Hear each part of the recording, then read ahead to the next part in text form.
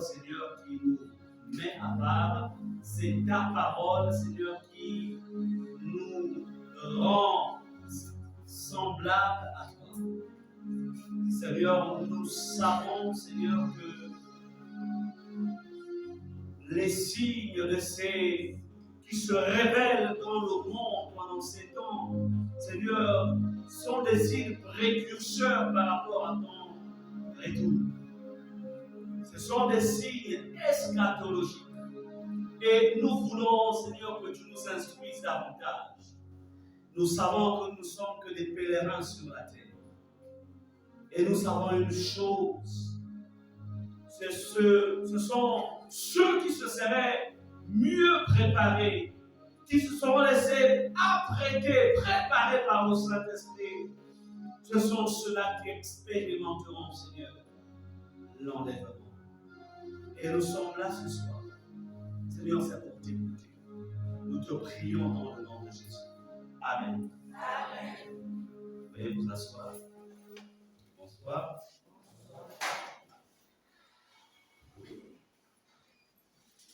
Nous avons commencé, parce que le Seigneur me l'a mis à cœur, c'est bien de faire des programmes charismatiques du style la destruction des liens, la libération des captifs et tout ce que nous connaissons. C'est bien, c'est important. Mais on peut expérimenter tout cela sans être enlevé un jour. C'est pourquoi le Seigneur m'a mis à cœur de prendre un temps. Ce n'est pas en vain que j'ai réparti cela dans la semaine. Mercredi, vendredi. Ce n'est pas en vain. Parce que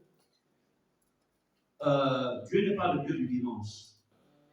Dieu, il est le Dieu de tous les jours. Et c'est sûr même que l'enlèvement se fera sûrement pas un dimanche. Parce que ça, c'est moi qui le dis. Ce n'est pas la parole qui le dit. Mais je pense que puisqu'il dit qu'il viendra de manière à surprendre. Parce que dimanche, tout le monde... mais c'est dans la semaine. Alors, mais à vous qui êtes là, je vais vous donner ce que le Seigneur a prévu. Amen. Et aussi à ceux qui nous suivent. La plus grande erreur, ou je dirais le plus grand mal que quelqu'un peut vivre, c'est d'avoir cru. Mais malheureusement, sa foi n'ayant pas été une foi ferme, et que ce jour-là, la trompette se met à sonner et la personne reste. Ça aura été le plus grand mal. C'est pourquoi je crois que tout autant que vous êtes, je crois qu'il y a cette flamme qui doit brûler au-dedans de vous, laquelle d'être à jamais avec le Seigneur. Ce soir, je vais vous parler de l'enlèvement de l'Église et les noces de la vie. On ne peut pas vivre, on ne peut pas venir à l'Église, on ne peut pas en fait prier, on ne peut pas être engagé. En fait, on ne peut pas marcher sans savoir où l'on va, comme je le disais la dernière fois. Il faut que l'on sache Qu'est-ce qui nous attend? L'Église doit avoir un minimum de connaissances sur le plan eschatologique. Un minimum de connaissances. Amen. Déjà, c'est quoi l'enlèvement? Mercredi dernier, nous avons compris que les souffrances par lesquelles la terre passe, l'humanité passe, étaient des signes qui annonçaient, qui annoncent, qui préparent l'enlèvement. Le retour de Christ. Je ne vais pas revenir sur ce message. Ça, pour ceux qui n'ont pas eu l'occasion de l'écouter, allez-y dans la chaîne YouTube, vous trouverez le message là-dedans. Mais parlons spécifiquement de l'enlèvement, c'est-à-dire de notre enlèvement, de l'enlèvement de l'Église. Et je voudrais que l'on fasse la différence, sachez faire la différence entre faire partie d'une communauté et faire partie de l'Église de Jésus. C'est deux choses différentes. Quelqu'un peut faire partie d'une communauté, mais ne pas faire partie de l'Église de Jésus. Mais la vérité, c'est que quelqu'un, étant membre d'une communauté, est automatiquement membre de l'Église de Jésus. C'est parce que vous voyez la différence. Je répète, quelqu'un peut venir, il prie à Ephrata, mais il ne fait pas partie de l'Église de Jésus. Mais cependant, celui qui appartient à l'Église de Jésus est forcément membre d'une communauté. Est-ce qu'on en sort? Donc on doit faire la différence. Dieu n'est pas Dieu. Dieu, en fait, c'est pourquoi je vous enseigne sur ces choses-là. L'enlèvement, c'est quoi?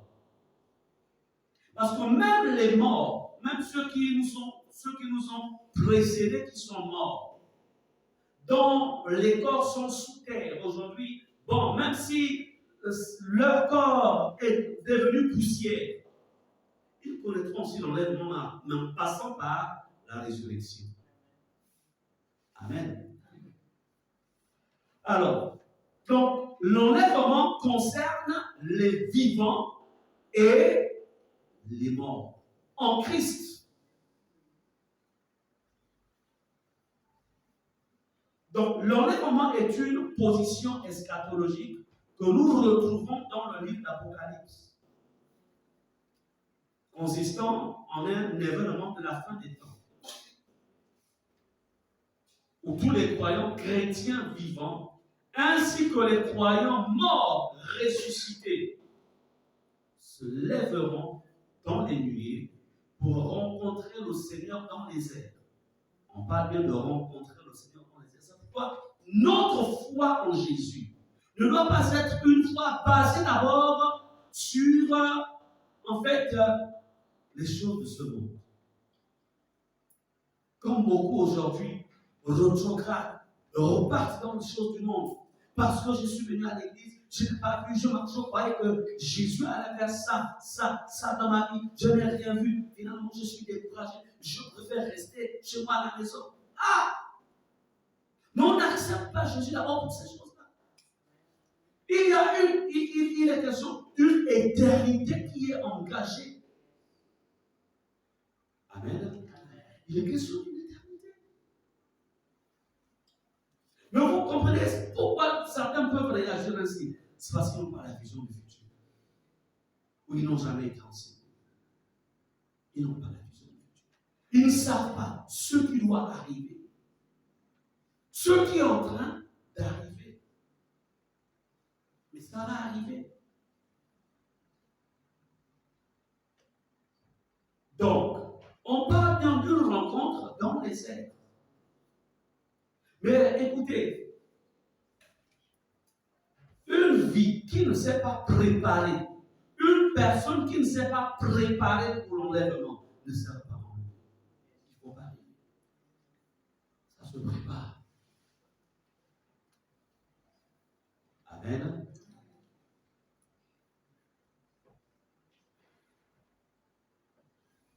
L'origine de ce terme s'étend de la première épître aux Thessaloniciens. On voit ça dans l'épître aux Thessaloniciens, chapitre 4. Vous pouvez déjà noter 1 Thessaloniciens, chapitre 4, verset 15 à 17. Alors, ce mot en grec, enlèvement, ça signifie apazo, qui signifie arracher. Donc, tu es sur la terre, mais tu es arraché. Je parle de 1 Thessaloniciens 4, versets 15 à 17. Laissant le reste de la population continuer leur vie sur une terre chaotique.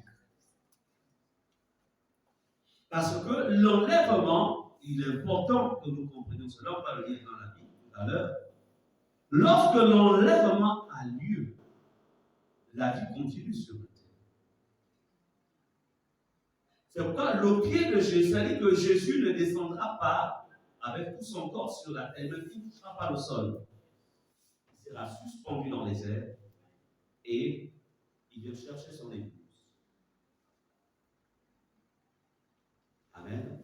La vie va continuer.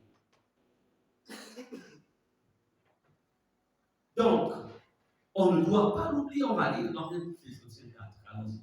Je lis du verset 15 à 17. Voici en effet ce que nous vous déclarons d'après la parole du Seigneur. Nous les vivons. Restez pour l'avènement du Seigneur. Nous ne dévancerons pas ceux qui sont morts. En fait, ceux qui sont morts en Christ, présentement, ils sont au paradis. Donc, ce que le Seigneur va faire, c'est que ils devront récupérer leur corps. Ils doivent être revêtus du corps spirituel, le corps de résurrection.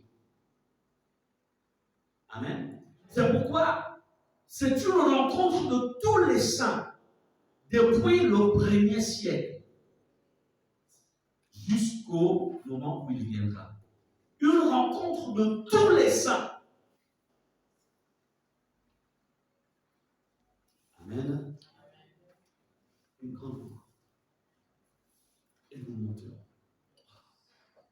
Je me expérimenter cela.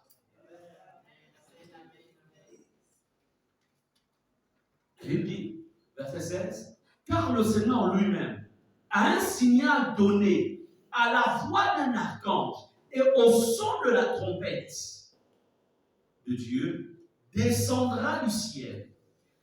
Et les morts en Christ ressusciteront premièrement. Ça ne veut pas dire que ces morts-là dorment sous la terre. Non!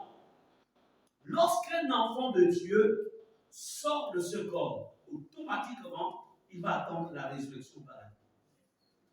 Amen. Il attend là-bas. Il ne va pas dans le séjour des morts. Si on vous dit qu'on a vu X, Y, Z qui était en Christ, bon, je l'ai rencontré sur la route, quand je partais à Toum, je l'ai rencontré. C'est bon. Soit c'est un démon qui a pris sa forme, soit il n'était pas en Christ. Il est devenu un esprit errant. Mais les véritables enfants de Dieu ne traînent pas. Ils ne traînent pas. Amen.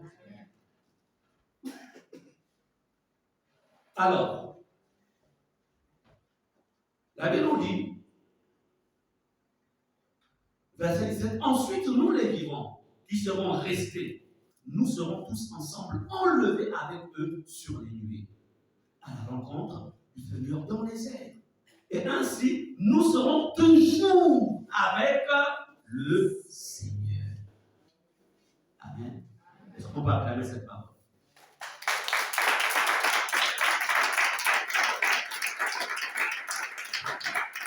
Quel amour.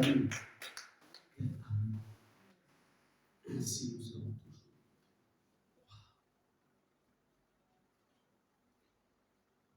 Ça, c'est le rêve qui doit tous nous animer. Être toujours avec le Seigneur. Donc, retenez que l'enlèvement est la doctrine selon laquelle, au retour de Christ, tous les croyants seront enlevés. C'est pourquoi comprenez que la terre n'est pas notre maison définitive. Nous sommes en transition.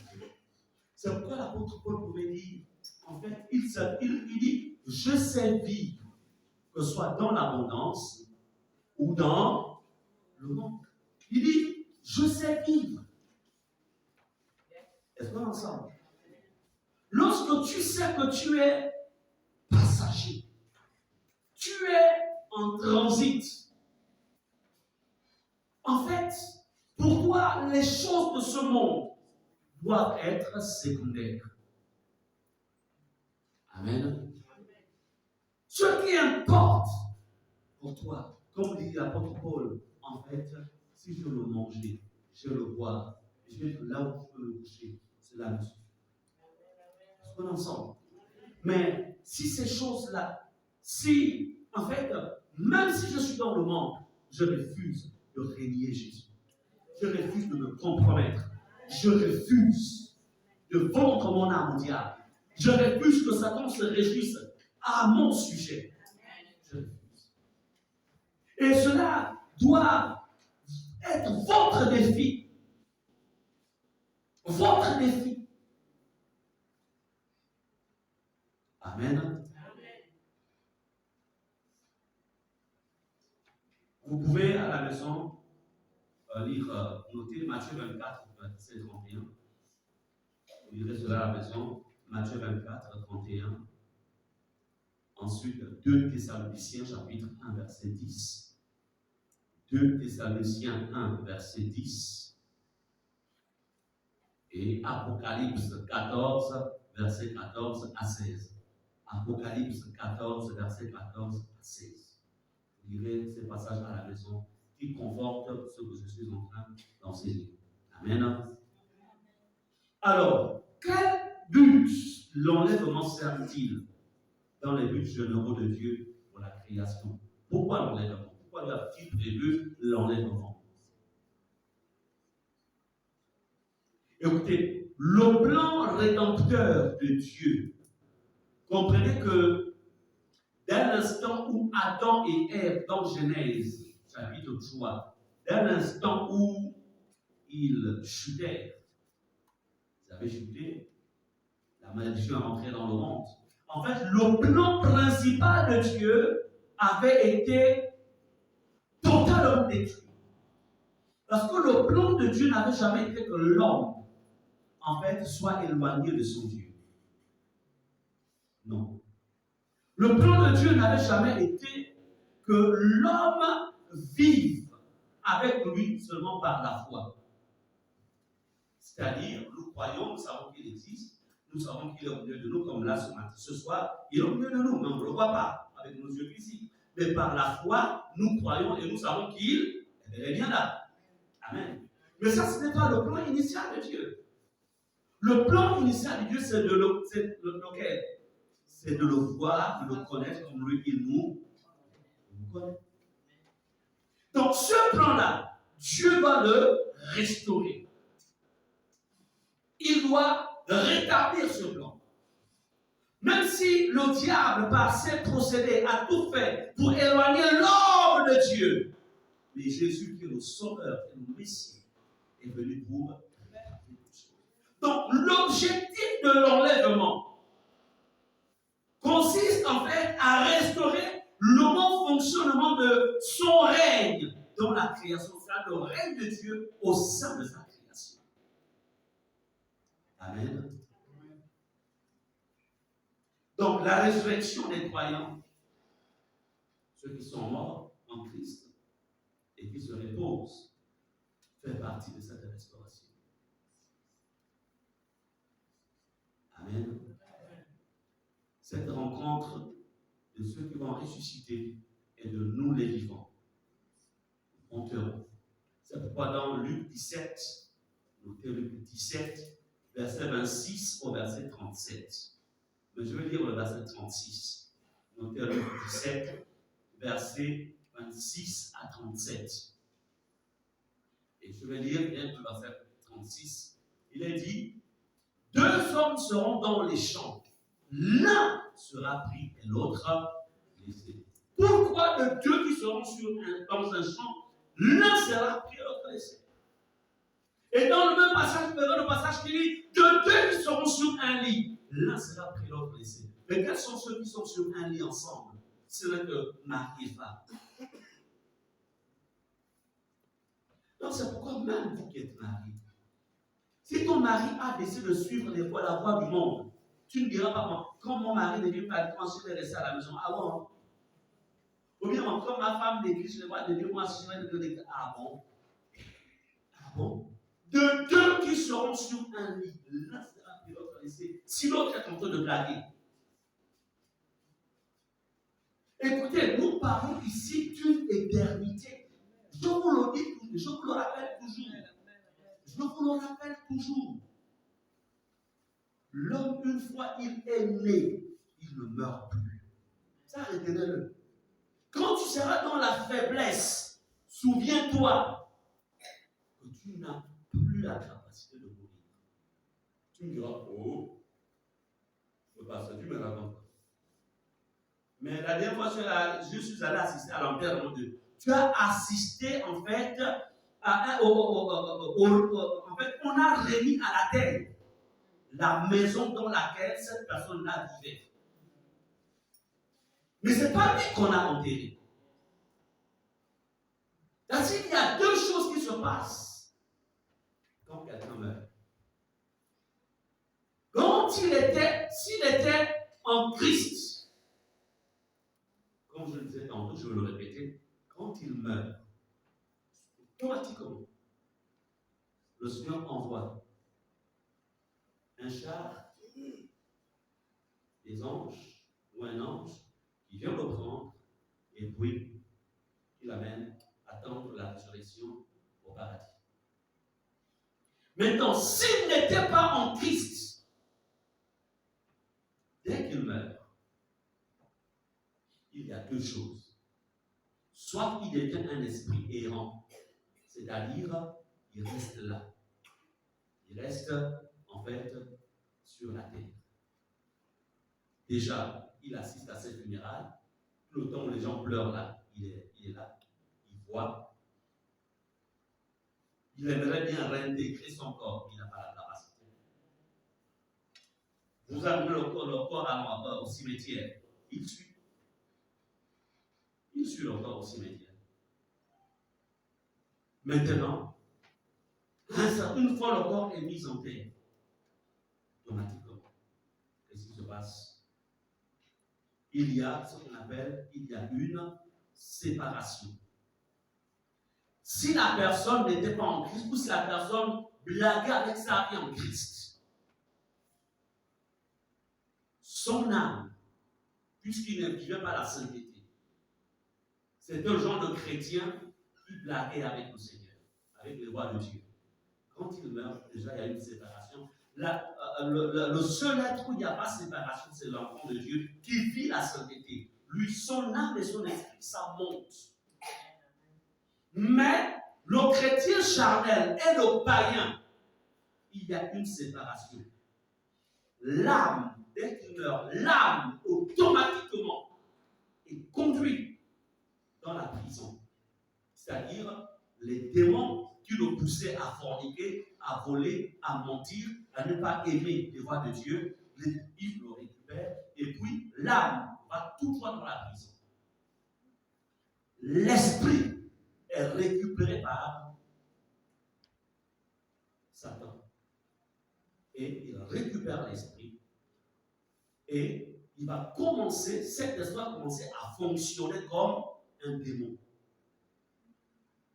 Le corps est remis à la terre. D'où les personnes généralement que, j'ai rêvé, par exemple, mon arrière-grand-père qui était mort depuis, il est venu me parler. En fait, c'est la preuve. En fait, il n'est pas aussi. Ça, c'est son esprit qui est utilisé maintenant par le diable, par le monde des ténèbres, comme rejoignant en fait le nombre des démons qui sont au service du diable. Et son essence, son âme est emprisonnée dans le monde astral. Et quand vous entendez emprisonné là, c'est pas que c'est une prison facile. En prison, attaché. soit on le met dans le lac de feu, ça dépend du type de personne. Donc, ce n'est pas parce que vous êtes chrétien. Un chrétien, il y a des chrétiens qui sont en enfer. Pourquoi? Parce qu'ils ont méprisé le salut.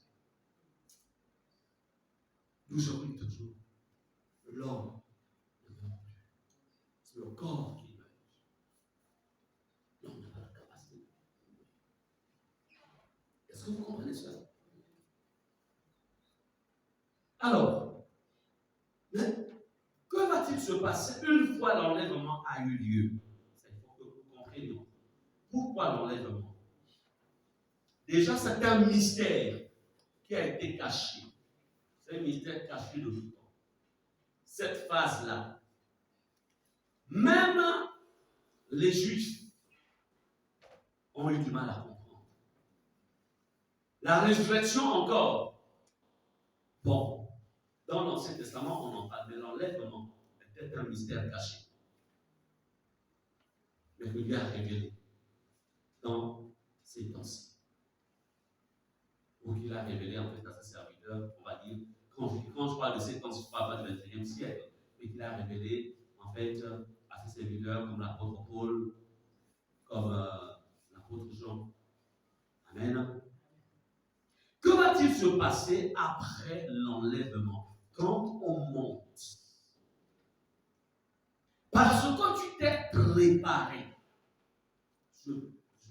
J'insiste sur la préparation. Et la préparation, ce n'est pas à l'église que ça se fait. La préparation se fait chaque jour, 24 heures sur 24, du lundi au dimanche. Lorsque vous venez comme ça, écoutez la parole ou priez, vous êtes en train de vous préparer. Amen. Parce que la parole vous purifie, la parole vous sanctifie, la parole vous façonne. Une préparation. Le régime de vie que vous avez à la maison, la vie de prière que vous avez à la maison, c'est une préparation. Allons-y dans Apocalypse 19, verset 7 à 9. Que va-t-il se passer après l'enlèvement? Allons-y dans Apocalypse 19, verset 7 au verset 9. Je vais lire la parole de Dieu. Il est écrit ce qui suit.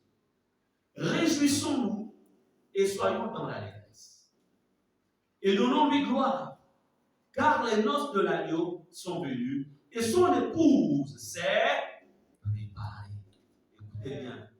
Pour le moment, tous autant que ce soit, même moi qui vous prêche, nous n'avons que le statut de fiancé à Christ. On n'a que le statut de fiancé. Nous ne sommes pas encore l'épouse. L'épouse, le statut d'épouse, c'est dès l'instant où il y aura mariage. Et comme je vous le disais, une fiancée qui ne sait pas très bien, qui ne s'est pas laissée préparer par le Saint-Esprit, ne sera pas acceptée. Donc le Saint-Esprit est là sur la terre, c'est pour préparer l'Église. Préparer la fiancée. Ceux qui sont obéissants ou qui seront obéissants, ceux qui se laisseront traiter par le Saint-Esprit, sont ceux-là. Elle me dit, réjouissons-nous dans l'allégresse et donnons-lui gloire, car les noces de l'agneau sont venues et son épouse s'est préparée. Comment te prépares-tu? Comment te prépares-tu? Tu as encore des injures, tu as encore des colères. Tu manges encore ta dîme.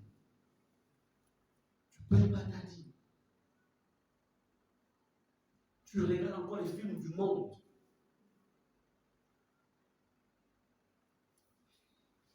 Tu écoutes la musique du monde. Pendant les cérémonies de mariage, les cérémonies familiales, tu fais un mélange, le monde. Et tu dis, bon, après, je vais demander pardon à Dieu, on ne se moque pas de Dieu. Quand le Saint-Esprit te dit, ne fais pas ça, et que tu le fasses, tu te moques de Dieu. Même si tu vas demander pardon, le péché va rester. On ne se moque pas de Dieu. Le sang de Jésus n'est pas quelque chose qui, ça dit qu'à coup de chant, le sang de Jésus, tu sais que c'est mauvais, tu le fais quand même. Mais tu te demandes de toi-même, de vous à nous, qui tremble quand les choses ne vont plus sur la terre, qui tremble? C'est Dieu qui tremble. C'est Dieu qui tremble. Lui, il est dans son palais là-bas au ciel. Il est dans son palais, tout est. C'est nous sur la terre qui tremblons. C'est nous qui vivons les peurs, les craintes. C'est nous. Donc prends au sérieux. Saisis la grâce. Dieu t'a fait grâce d'exister avant, plutôt pendant le temps de la grâce de Dieu. Et de ce croire, il a permis que tu vives dans un pays où la liberté de l'évangile est permise. Combien de pays souhaiteraient avoir la même liberté que nous? J'ai découvert récemment que nous sommes que jusqu'en 2000, je me souviens un document de 2020, où des chrétiens en Chine continuent. C'est-à-dire, ils n'ont pas la liberté de l'évangile. Pour prier, ils sont obligés de se cacher. 2020. Il n'y a que le communisme qui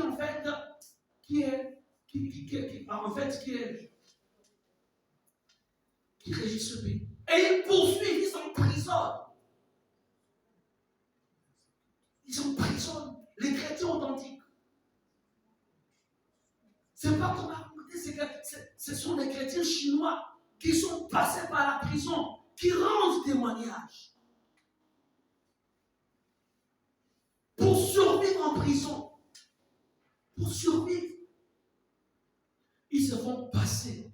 Ils se faisaient passer en fait des versets bibliques. Par exemple, l'enseignant se souvient du passage de Jean 3,16. Et lui va écrire, car Dieu a tant aimé le monde, il a donné son fils unique afin que par lui ne puisse pas la vie éternelle. Il écrit, il glisse à l'autre. L'autre aussi se souvient d'un autre passage de la Bible. Jean chapitre 1, verset 1, au commencement de la parole. Donc, il se passe comme ça. Parce qu'ils n'ont pas droit à la vie. Ils sont emprisonnés tout simplement à cause de leur foi. Et nous, dans les pays où nous sommes, ici, simplement, mais ces gens-là, mon Dieu. Donc, ils font semblant de s'ouvrir. Ils ont fait semblant de s'ouvrir au monde. Mais entre-temps, ils sont restés fermes. Ensuite, on fait leur croyance. Et nous, au Gabon, on est libre de servir Jésus. On est libre de prier. Mais on ne sait pas exploiter cette liberté. Pendant que dans d'autres pays, les gens, vous avez même la Bible à la maison. Mais ça peut passer une semaine pour pouvoir lire la Bible. Pendant qu'il y a dans d'autres pays qui ont besoin juste d'une portion, d'une si pour avoir rien qu'une page de la Bible. Ce serait comme de l'or. Mais toi, tu as ça entre tes mains. Tu es riche.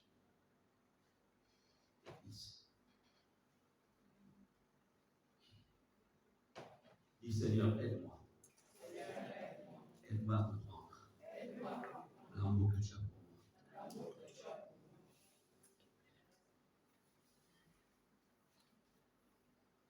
La Bible dit, au verset 9, l'Apocalypse 19, et l'ange me dit, écrit, au verset 9, il est écrit, et il lui a été donné de se revêtir de fin lin qu'il épouse, éclatant, pur, car le fin lin, ce sont les œuvres justes des saints. Et l'ange me dit, verset 9, écrit, heureux ceux qui sont appelés au festin des noces de l'agneau. Et il me dit, ces paroles sont les véritables paroles de Dieu. Oui, on peut acclamer le Seigneur.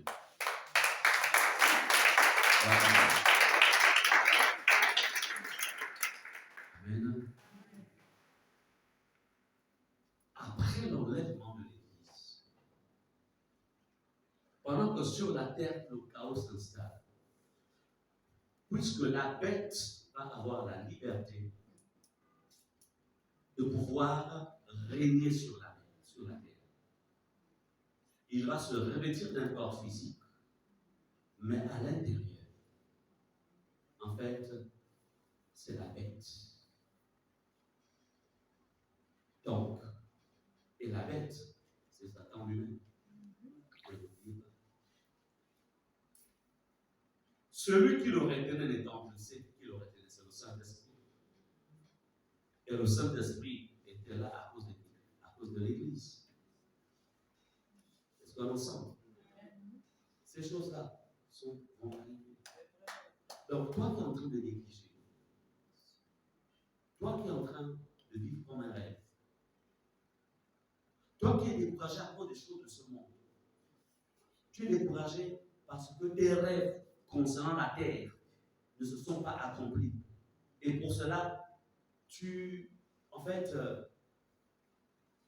pour toi, Dieu, bon, il ne me dira pas que je ne l'ai pas aimé, hein, je l'ai quand même aimé pendant 2 ans, mais je n'ai rien vu.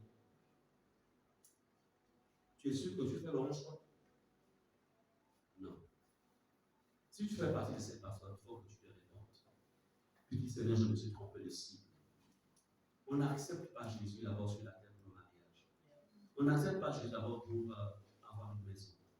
On n'accepte pas Jésus d'abord pour avoir des enfants. On n'accepte pas Jésus pour avoir les biens de ce monde. Quand bien même ces choses sont utiles, mais ne sont pas une priorité. Mieux vaut manquer de toutes ces choses et d'être auprès du Seigneur que d'avoir toutes ces choses d'être loin du Seigneur. Ne vous y trompez pas. Et ne nous y trompons pas. Amen.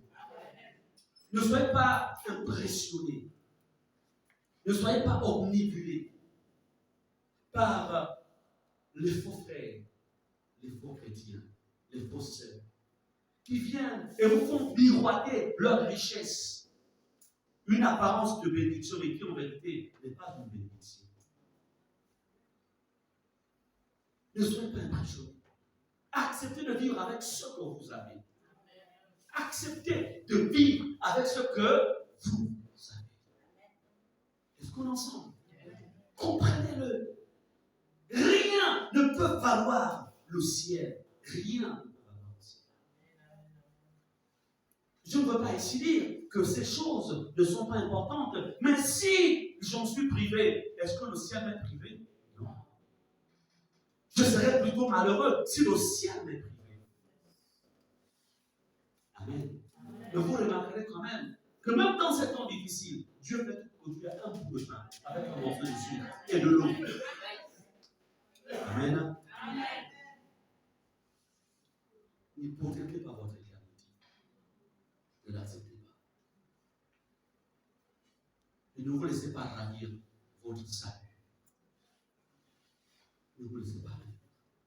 Ne marchez pas avec les frères ou les sœurs orgueilleux, orgueilleuses, qui font valoir leur position sociale, ou même qui font valoir leur titre et tout ce qu'ils possèdent. C'est bien d'avoir ça, mais j'espère bien qu'ils le sont pour Christ. Parce que là encore, ces richesses-là qu'ils ont, s'ils ne les mettent pas au service de Jésus, ces richesses-là seront leurs juges dans le ciel, ou plutôt au jour du jugement.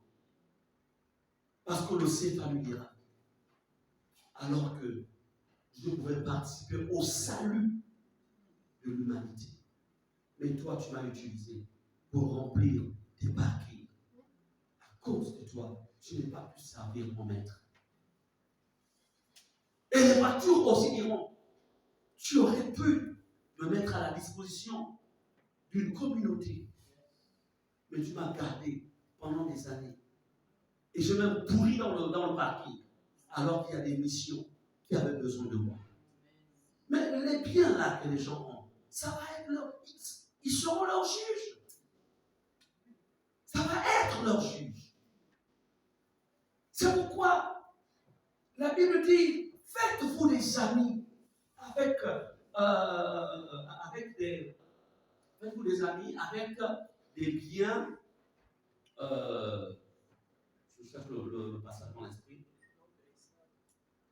Oui, non, mais il y a un autre terme. Bon, après ça va me revenir, je vais te gérer le temps.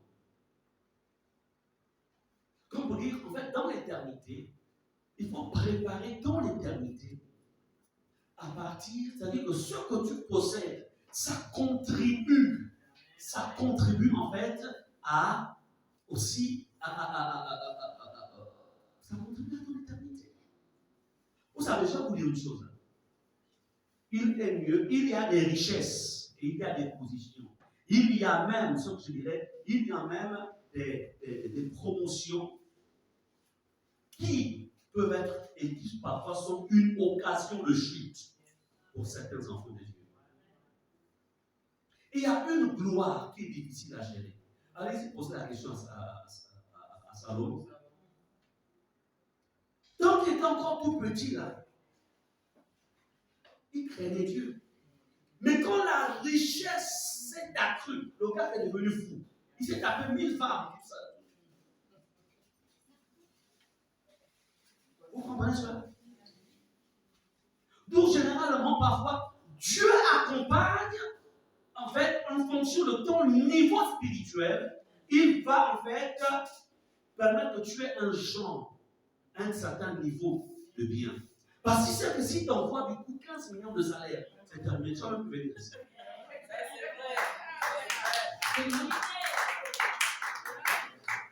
Est-ce que vous comprenez cela?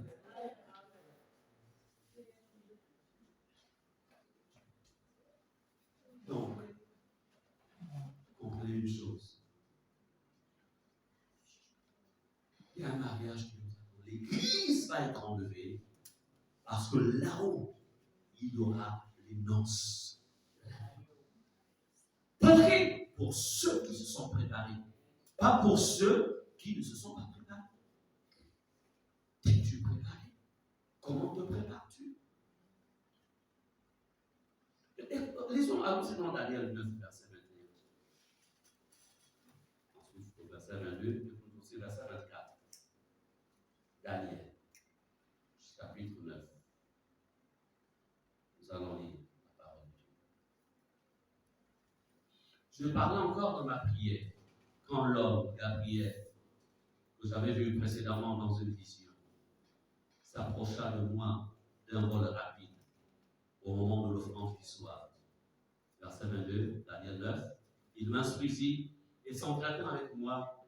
Il me dit, Daniel, je suis venu maintenant pour ouvrir ton intelligence, l'intelligence des temps. Verset 24. 70 semaines ont été fixées sur ton peuple et sur ta ville sainte, pour faire cesser les transgressions et mettre fin au péché, pour expier l'iniquité et amener la justice éternelle, pour sceller la vision et le prophète, et pour moindre le saint des saints.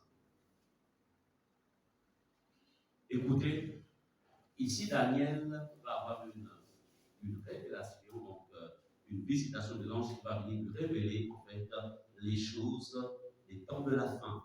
En fait, Daniel, il y a certains écrits de Daniel qui sont considérés un peu comme l'Apocalypse de l'Ancien Testament. Et il dit, il reçoit que 70 semaines ont été fixées sur son peuple et sur la ville sainte.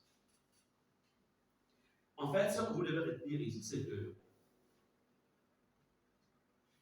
pendant la 70e semaine de Daniel, c'est-à-dire, il est question ici des 7 dernières années avant la seconde venue de Christ. Je vous parlais de la seconde venue dimanche. Comme je vous le disais avec vous, faites la différence entre l'enlèvement et la seconde venue. L'enlèvement, quand vous lisez parfois certains écrits, vous vous rendez compte de l'avènement de Christ. Ça, c'est l'enlèvement. Le retour de Christ, ça, c'est le second retour. Donc, c'est deux périodes différentes. L'Église n'expérimentera pas le retour de Christ en étant sur la terre.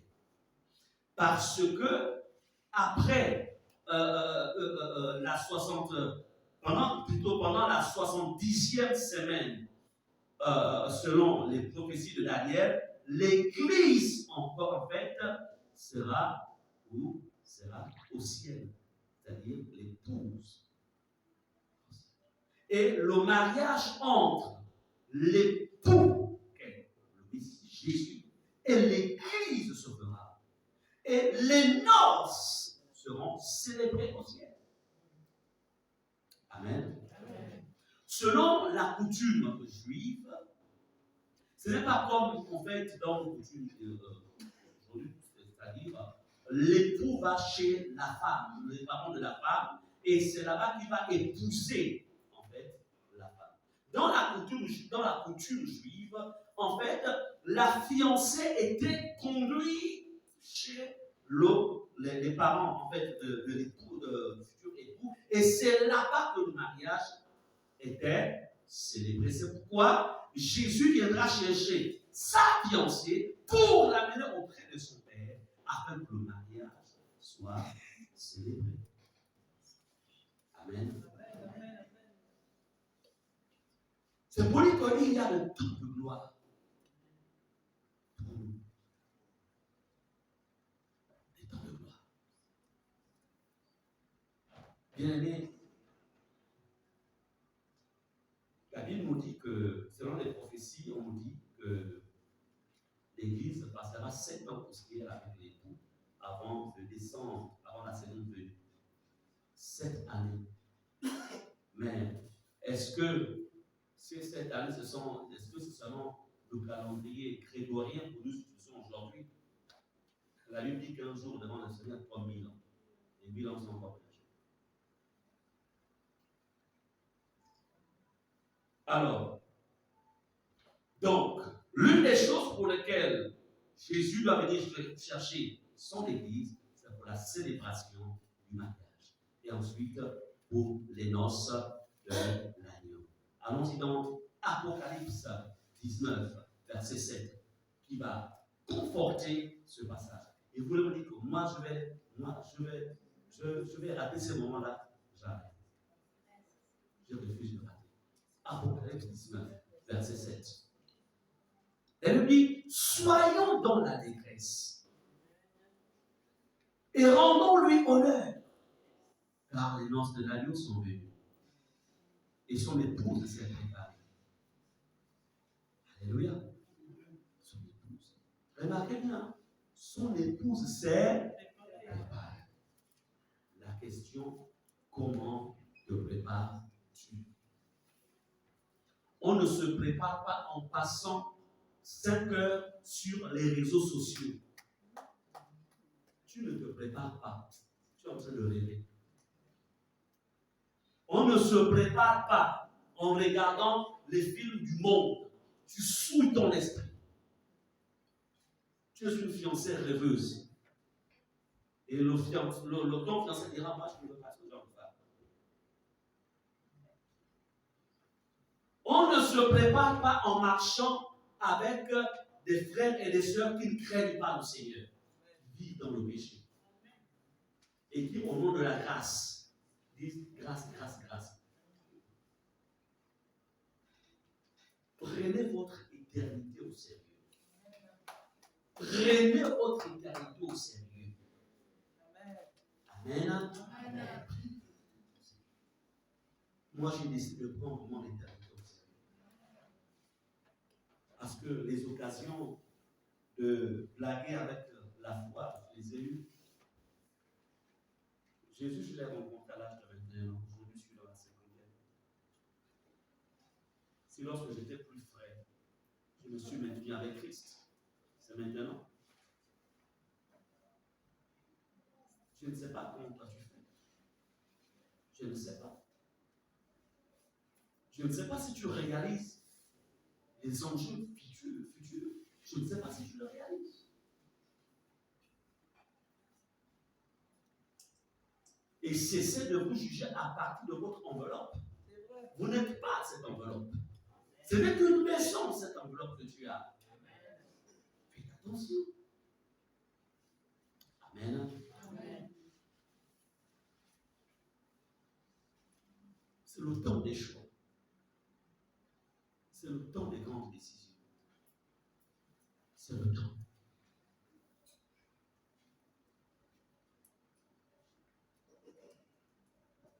N'oublions pas que Jésus a versé son sang pour purifier, nous purifier. Vous savez, le sang de Jésus, je ferai une étude sur le sang de Jésus. Parce qu'il y a beaucoup qui comprennent mal le sang de Jésus. Le sang de Jésus est venu te purifier afin que tu demeures dans la pureté. Mais ce n'est pas un sang, c'est-à-dire qu'à chaque fois que tu pécheras volontairement, tu tu appliques le sang de Jésus sur mes pensées. Tu sais que ce n'est pas bon, en fait, de garder la rancune. Mais tu gardes quand même la rancune. Après, tu dis, le sang, ça ne va rien enlever. Parce que tu gardes la rancune, tu vas avec la rancune ton idole. Attention. Il y a beaucoup qui pensent que leurs péchés sont effacés, mais c'est là. Les péchés sont là.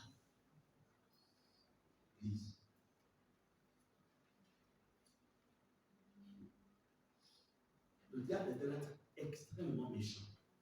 Il fait semblant d'être gentil, mais il n'est pas bon. Satan lui-même sera jugé. Il sera, c'est-à-dire que c'est lui-même le diable qui sera le premier à être jeté dans le lac de feu, lui-même. Et les gens le suivent. Mais puisqu'il ne veut pas aller seul dans le lac de feu, il vient séduire les hommes. Il séduit l'humanité. Et il ne s'est même pas arrêté dans le monde. Il rentre même dans l'église. Il envoie des agents pour séduire. Et toi, tu vas tomber là-dedans. Mais si tu tombes, c'est parce que tu n'es pas fort. Les gens ne lisent plus la parole de Dieu.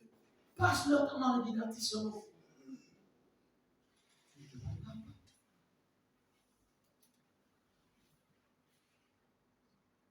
Notez Romains 7, verset 4. Romains 7, verset 4. Ensuite, 2 Corinthiens 11, verset 2. 2 Corinthiens 11, verset 2.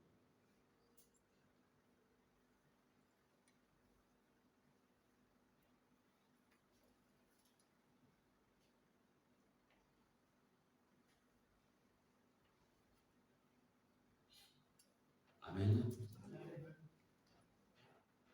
Vous avez noté Apocalypse 19, verset 7 à 9. Apocalypse 19, 7 à 9. Donc, nous comprenons qu'après l'enlèvement, il y a les noces de l'agneau dans le ciel avec tous ceux qui se seront préparés. Pour le moment, tous autant que nous sommes dans cette salle, nous sommes candidats à ce mariage. Et c'est toi qui as en fait la clé de la disqualification ou la clé de la qualification. C'est tout. Mais comprenez que le mariage qui aura lieu au ciel, dès que l'Église est enlevée, à la 70e semaine selon Daniel, tout de suite, la tribulation commence sur la terre. La tribulation. Donc, pendant qu'au ciel, il y a des réjouissances, sur la terre, il y a des cris, il y a des pleurs, il y a des gémissements. Les croyants, tous sont poursuivis. Les chrétiens sont poursuivis. Tous. Maintenant, le chrétien qui meurt dans le péché ne connaîtra pas non plus l'enlèvement.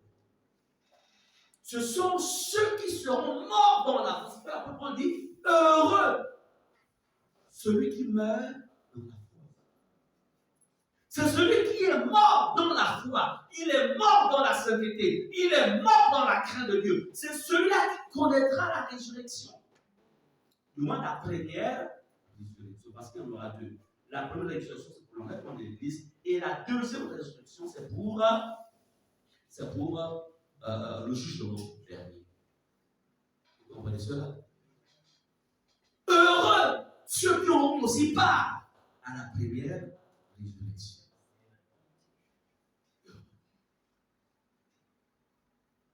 Alors, ces choses, vous devez connaître.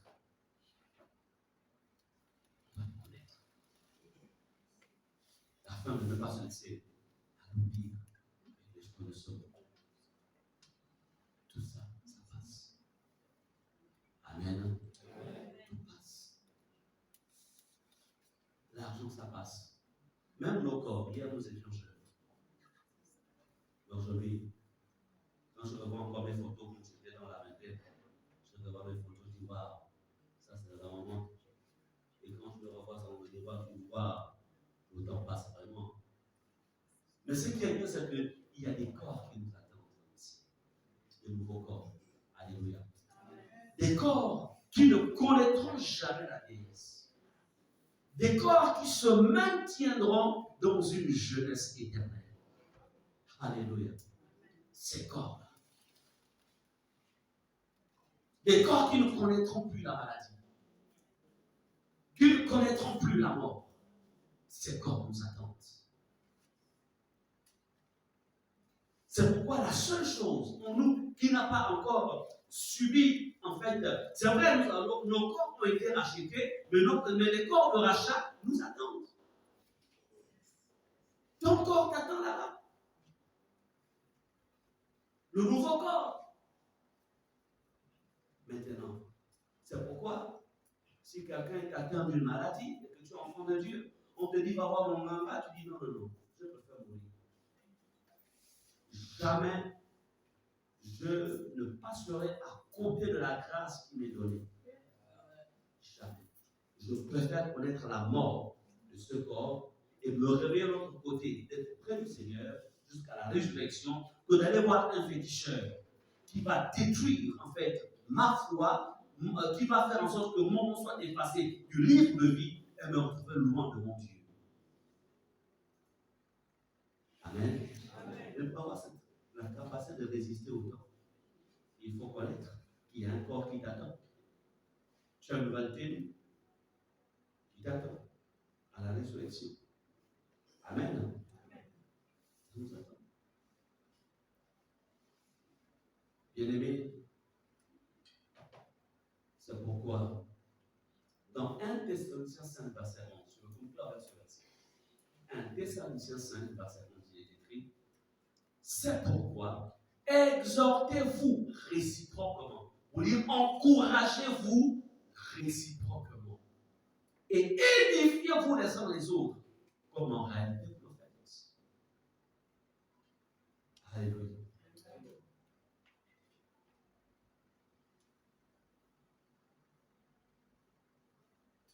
Bien-aimés,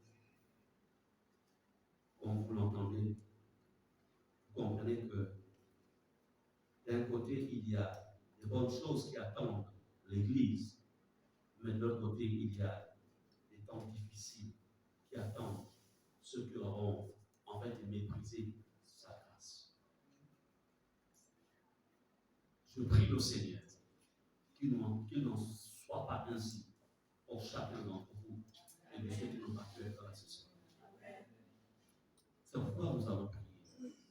Chacun connaît exactement, certainement, les faiblesses, ou certains domaines où tu es en fait lâche, tu laisses faire. Tu sais que non, dans ce domaine, je laisse trop faire. Tu vas te lever et tu vas prier pour ton âme. Tu vas prier pour ta maison. Tu vas prier pour tes enfants. Tu vas prier pour ton mari. Tu vas prier pour ta femme. Tu vas prier pour ta famille. Parce que les temps sont mauvais pour ceux qui ne sont pas en Christ. Mais aussi dire, Seigneur, aide-moi à travailler à ma préparation. Parce que tu reviens bien. Lèvons-nous, Seigneur. Lèvons-nous.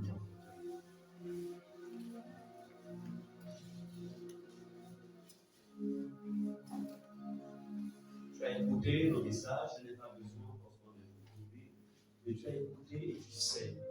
Tu as été convaincu que ces choses sont véritables parce qu'elles vont arriver. Alors tu élèves ta voix et tu dis, Seigneur, viens mon Seigneur, tu vas prier selon l'orientation que tu reçois dans l'esprit. Élève ta voix et prie d'abord pour ton âme, parce qu'avant de chercher à sauver les autres, sauve-toi d'abord toi-même. Élève ta voix et prie aussi.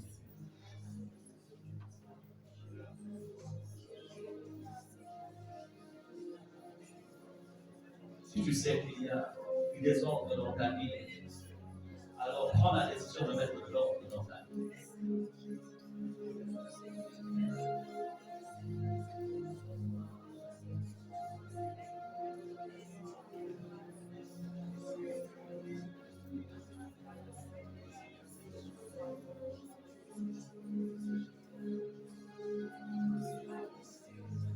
La parole nous parle d'une épouse qui s'est préparée. Seigneur, aide-nous à nous préparer. Dis à Jésus, aide-moi à me préparer. Aide-moi, Seigneur. Me préparer dans la sainteté. Me préparer aussi de manière à me séparer de tout ce qui peut me souiller. De tout ce qui peut m'alourdir, Seigneur. Aide-moi à me préparer. Aide-moi à me détacher, Seigneur, des choses de ce monde. Même ce que tu me donnes, l'or, l'argent que tu me donnes. Aide-moi, oh Dieu, à mettre toutes ces choses à ton service, au service de ton œuvre, à ton service, Seigneur. Aide-moi à ne pas seulement regarder à cette terre. La terre passera. Sa convoitise aussi passera. Et ta parole ne passera pas.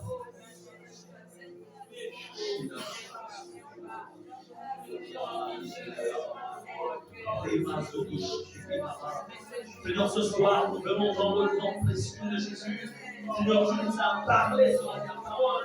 Seigneur, les textes bibliques, Seigneur, que ce soit Apocalypse ou le livre de Daniel, Seigneur, nous parle, Seigneur, de cet temps difficile, Seigneur, que la terre attend et dans lequel nous y sommes déjà entrés. Mais nous savons, Seigneur, que chaque jour qui passe, Seigneur, nous rapproche de l'enlèvement de l'Église. Oui, parce que cela a été prophétisé, Seigneur, cela a été annoncé dans ta parole, et nous croyons sur ta parole. Seigneur, notre Dieu, ce soir, notre prière, Seigneur, vient aider chaque d'entre nous, vient aider chaque Seigneur, chaque membre, chacun de tes enfants, oh Dieu, à prendre au sérieux son éternité, à prendre au sérieux ton retour. Tu n'as pas un an pour mentir, tu l'as fait tellement pour te l'évangile. Ce que ta bouche a dit, ta main l'a accompli. Nous savons, Seigneur, et je le crois. Oui, Seigneur, tu vas venir à chercher une épouse qui s'est préparée, une église, un chrétien qui s'est préparé. Et nous voulons être, oh Dieu, faire partie de cela, Seigneur. Aide-moi chaque jour à me préparer. Aide-moi chaque jour à me préparer dans la prière, dans la lecture de la parole, dans l'obéissance à la parole. Aide-moi à nous préparer de manière à nous séparer du péché. Aide-moi à nous préparer, Seigneur. Oh Dieu, notre Père, Dieu détache nos cœurs des choses de ce monde. Dieu détache nos cœurs des biens de ce monde. Dieu détache nos cœurs de ce monde. Oh Seigneur, aide chacun d'entre nous à comprendre, Seigneur, qu'il y a le meilleur pour l'Église. Il y a le meilleur pour nous. Il y a le meilleur pour nous dans les cieux. Oui, Seigneur. Toi qui as donné ta vie, toi qui as laissé verser ton sang afin de nous racheter et d'être à jamais avec toi.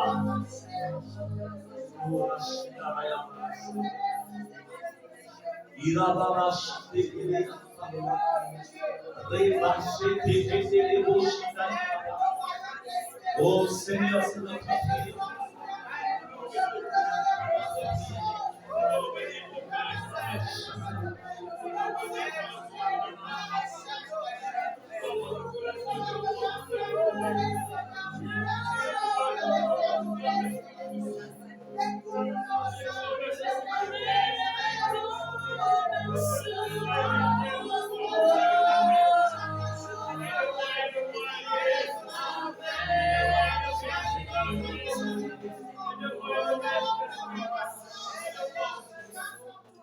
On va demander au Père Guilain de lever sa voix. Éternel Dieu, nous voulons encore une fois, Seigneur, ce soir te dire merci pour ton amour que tu manifestes, Seigneur, dans cet enseignement. Ton désir, Seigneur, c'est que, oh Dieu, aucun de nous ne puisse se perdre. Nous te prions, Père, et tu pardonnes en nous, Seigneur, toute pensée négative qui a pu naître en nous. Toute action négative que nous avons pu poser, Père. Seigneur, nous ne voulons pas rater ces jours-là. Nous ne sommes pas de ceux-là, ô Dieu, qui ont cru, Père, pour pouvoir se perdre. Nous te le prions au nom de Jésus. Et ton Esprit Saint, Seigneur, nous aide, nous aide chaque jour, Père, à être prêts. Que nos robes, Seigneur, oh Dieu, soient blanchies, Père, pour ne pas manquer, Seigneur, Seigneur. Tu as dit, Père, dans ta parole, heureux le peuple qui entend le son de la trompette. Père, nous te prions. Nous voulons, Seigneur, entendre ces sons et être, Seigneur, oh Dieu, de ceux-là qui vont participer à la première résurrection. Te le prions au nom de Jésus-Christ. Que tout ce qui pourra, Père, nous empêcher ou vouloir nous éloigner de toi, Père, au nom de Jésus-Christ, que cela soit mis hors de ta lumière. Merci, Père, pour tout ce que tu fais. Merci pour le Saint-Esprit. Merci pour ces dons, pour ces dons d'enseignement, au nom de Jésus. Amen. Amen. Veuillez vous asseoir.